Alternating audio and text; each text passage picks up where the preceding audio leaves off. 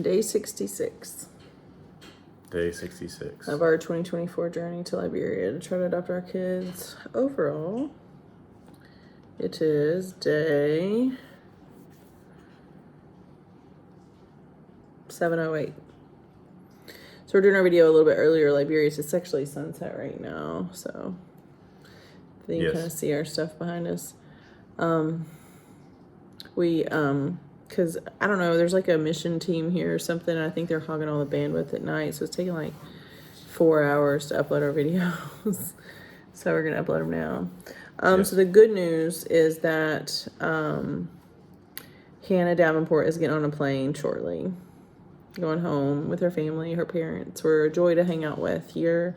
We had a lot of fun with them. They kind of really helped us, just encourage us, like, number one, that these adoptions can complete. It's possible. And number two, just having just like-minded people like that close. It was just nice. Like similar parenting, you know, like we had fun at the beach.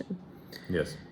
And I missed them, and her mom hugged me at the orphanage. So we said goodbye to them this morning because we weren't sure if we'd get to see them or not. And then she was going one last time to take like suckers and Cokes and stuff to her friends and say goodbye to everyone one last time. And then she's going to the airport now. So we didn't know if we'd see her or not. So we said goodbye this morning, but then we got to see them again. And like Michelle, her mom, comes and hugs me, and I'm like boo-hooing, like in front of like all the orphans, like all these little girls. Like my kids are like hovering. Not my American kids, because my American kids are used to me being weepy about sad things. And like, I mean, there were happy tears because I'm happy that they're leaving, but then there were sad tears because we just have no end in sight. And like, in reality, they were here as an entire family for 2 weeks. Dad stayed an extra week while the rest of the family flew back home. And then they got a call from the embassy after 2 months with some verification of her identity testing. And then they got called to come back. They were here for less than a week and back home, which start to finish, you're looking at 90 days for her from the time they got a court date to the time she got to go home. And like that actually, when you think about it, it sounds pretty good. But they're in between from the 3-week mark when everybody went home to now. It was a completely unknown timeline. And so every day we hear something different. Every single day, like I feel like every 3 hours we have different news from different sources. And some of them are reliable and some of them have proven to not be reliable. But like as we try to stay positive, I mean, I've already cried twice today over this unknown timeline. And it's just like, it would be different if there were reasons, but there's not. Yeah, and it's like, exhausting. We did get to go to the Ministry of Gender today with Albert and Davenports and me and Sam, and everybody got to see that works on these cases. They got to see an intact, family and see the end result. We got a meeting with one of the deputy ministers, really high up, and she got to see it as well. Funny thing is, she is from Nashville. Yeah, she spent some time. A long time. Like she's from East Nashville, went to Cumberland University in Lebanon, and I talked to her about. She was born here though, so she's a Liberian. Yeah. She knows the drill. I talked to her about like hot chicken, the whole thing. And see, that's the thing that frustrates me is every single time you go down there, it's like you meet some new, friendly, nice person that you think can help us, but then it's like, when we got here, they were like, we should be done with this investigation next week. We should be able to lift the suspension. You guys should be able to move forward. We feel good about it. And the next week, we should be able to lift it in 2 weeks because we have to do this, this, and this. And then it was like, maybe we can do it tomorrow. Maybe we'll do it Tuesday. And we've had 7 different professional government people give us, and not like hearsay, but it's like, like at the Ministry of Gender office, at the, it's like they're saying this. And today they're like, March 30th, we should be done. And we're like, that's unacceptable. Like, what are you doing? You're not doing anything. For them to interview one person, apparently. And I'm like, I will go get that person. This is where? Ridiculous. What do you need to do? It's a witch hunt to begin with. There's nothing to be found. They even say that. They're like, the investigation came back clean. We just need to type up the report and turn it in. But we need to talk to one more person. I'm like, what's that going to change?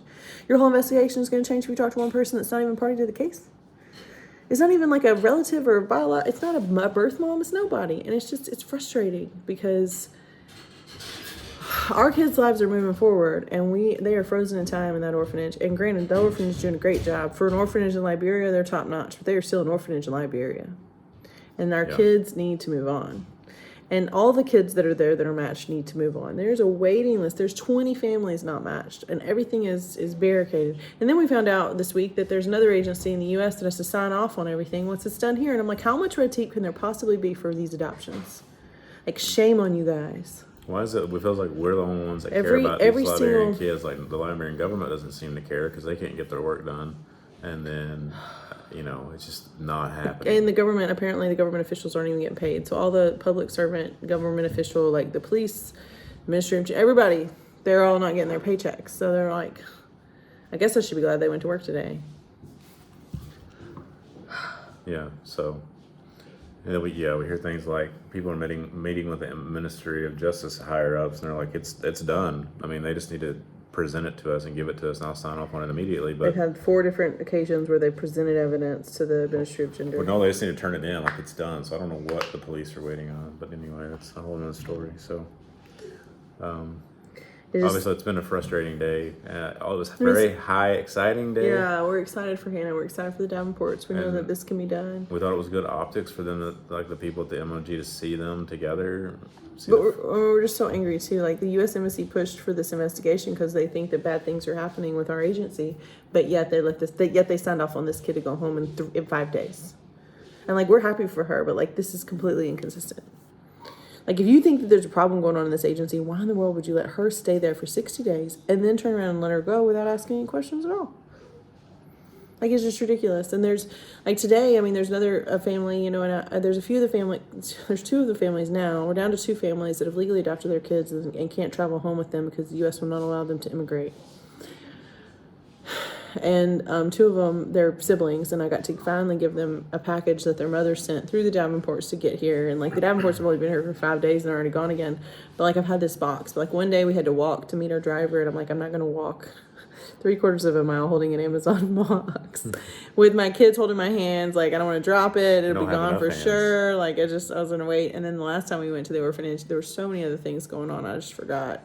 And so today I took it, I like literally placed it in my way so I'd trip over it if I forgot. And I finally got it there, and I get to send their sweet mom a video of them opening it. And one of the nannies at the home kind of helped them because one of them had just woken up from a nap and the other one was like super awake and running around. So, and they're younger, so it's kind of hard to tell like if they understand or not. I try to talk to them about, like, your parents love you and this is a hug from your mom. And I try to do that. I don't know if they get it or not.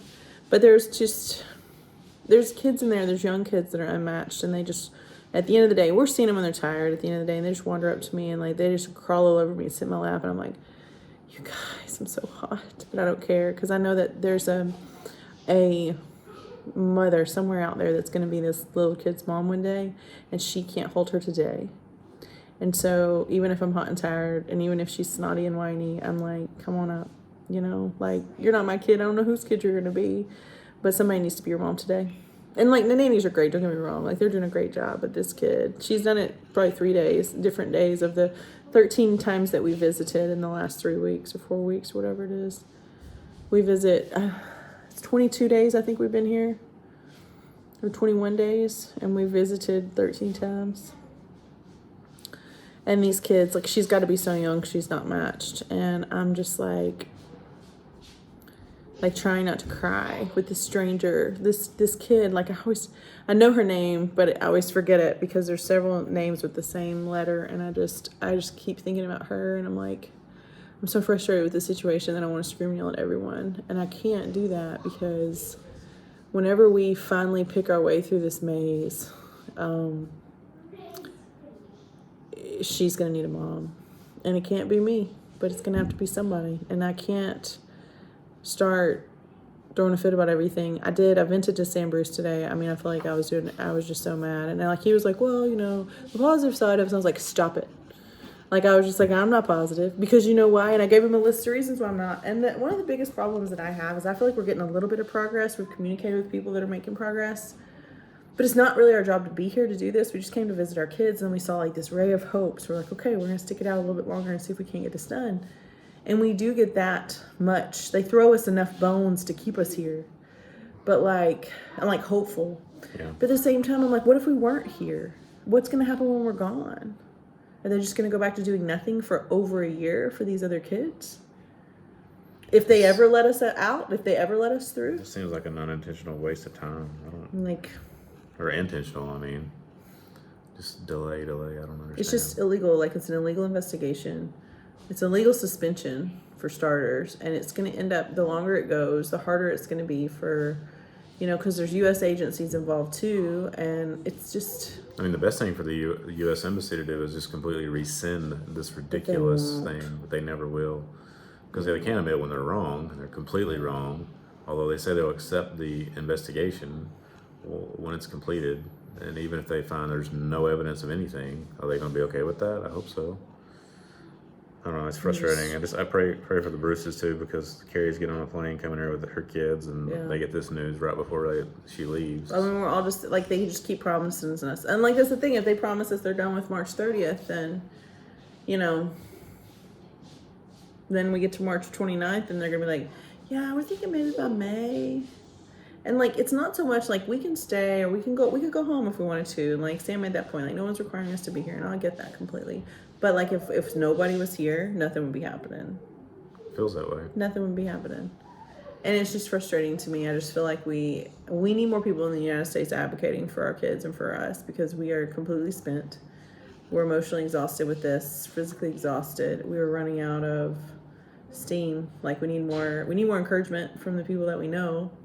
And then we need people that we don't know to get involved and get some more congressional pressure on the U.S. Embassy to expedite things. Because, I mean, as Sam said today, like, we're not even to the hard part yet. I mean, imagine one or two people at the embassy has caused all this problem. I mean, well, he used something about the analogy about being on a rope and there's finally an end. I'm like, I just want to get on the rope. We're not there. We're not even on the rope yet. But I mean, this is like criminal activity. Like, the amount of kids that are going to die this week because there's no room at the inn, and the amount of kids that are going to be trafficked or exploited, even in the U.S. Nobody cares about that. But yeah, we're going to focus on these adoptive families and like basically, drain every bit of resources that they have and every bit of hope that they have and anything good. And we're just going to take that and set it on fire and see what happens. You know what's going to happen? I'm still going to be here. I'm still going to be here fighting for my kids, just like all the other families have. And we're still going to push this through. But it is illegal and it's criminal activity. And I mean, there's people at the embassy that should be getting in trouble for this. I don't know how that's supposed to happen. I'm just tired of playing nice. Me too. I'm tired of playing nice. But I don't have any other options. I don't have any more resources. I've exhausted every resource at my disposal and all the resources that I could recruit to get to this step. And we need more help. I can't say it enough. We need more help. What we're doing is not working. We're getting placated by the Liberian government. We're getting harassed by the U.S. government or U.S. Embassy, and we're getting ignored by the U.S. State Department.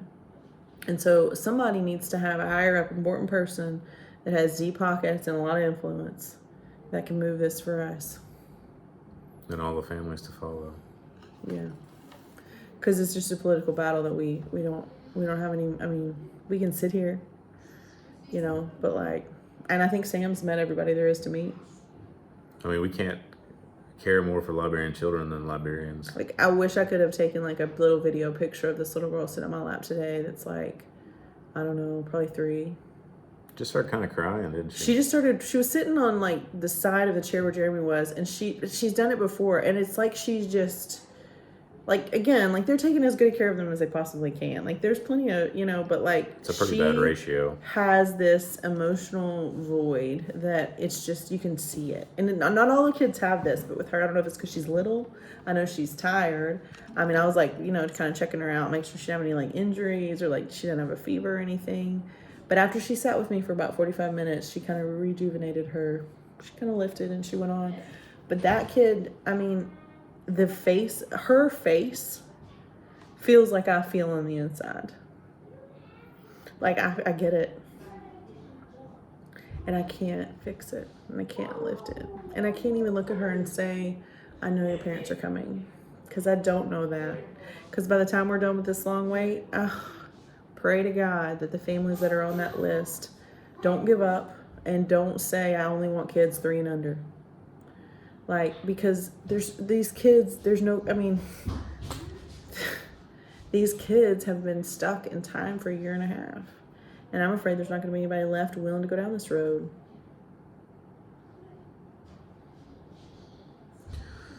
So, let's We can't end on a positive. I'm too pissed off. find a way to get this person to the police if that's truly why they don't want to talk to us. It's not. They make up a new thing every day. So, They make up a new reason not to finish this investigation every day. We need somebody in the higher up congressional leadership or government offices in the U.S. that actually gives a crap about us and about our children and about the adoption community in general. So get to work if you're watching this YouTube video, because I'm out of options. I just can't do anymore. I can sit here. I can hold other people's kids and hope that they don't give up. And that's all I can do. Try to keep my own kids sane. My kids are outgrowing their clothes and their shoes. My American kids. we'll have to go to the market. I mean, I feel like we're not really eating that great, but apparently my kids are still growing like weeds. Like 2 of them. I mean, we haven't been here that long, but I mean, I packed their stuff in January and it's March, so par for the course. So I don't have anything good to say, except for that I'm sending a video to my friend who has been dying for her kids to have a gift, and she like missed the window to mail it to me, so then she had to wait another month for someone else to bring it, and then it's just this whole thing. But yeah, I think I don't know. Yeah, today's been hard for sure. Today sucks. Yes. Nothing good to say about it. Sucks is true.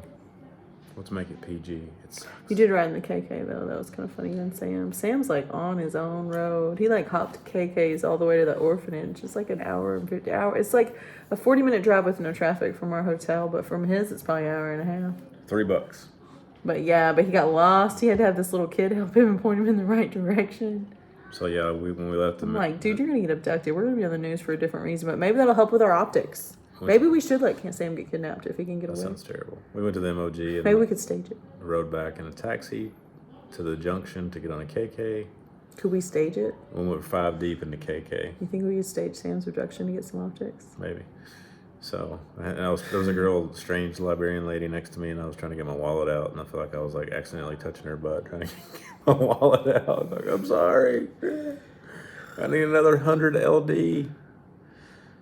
Liberian dollars is what LD means. We got LD, USD. USD, and then we say LDS now. So when I say 100, it's like 50 cents. But yeah, low moment for me today was to cry as my friend Michelle Davenport exited the orphanage, and I'm like boohooing over there. And she like hugs me. She like lets me go for a second, and then she hugs me again because she's like, I'm sure she thinks I'm just like a snotty mess. I think she's waiting for me to like stop like fast breathing so I can like regain my composure. It was like not like a weeping, glistening tear. Like, I'm so happy for you and sad for me. It was like an event where there was like 12 kids like circled around me. Like, not a good look. Just because I'm that desperate, like I'm out of options. I feel like I feel like a complete failure as their mom. I feel like we're just I just feel like a complete failure. And I am so disappointed in the American government that I don't know that I can ever get over it, honestly. Just a complete corruption. It is shocking how far we've fallen. Shocking. Yes. So I am going to give away some Noonday stuff this week. If you're in my Noonday group, I'm going to start giving away some crazy products, because one of the things that keeps me going is helping the Noonday artisans that do have freedoms and entrepreneurship, like keep their families together. So we're going to be giving away some stuff this week. So I'm going to give away something every Friday for the rest of the month,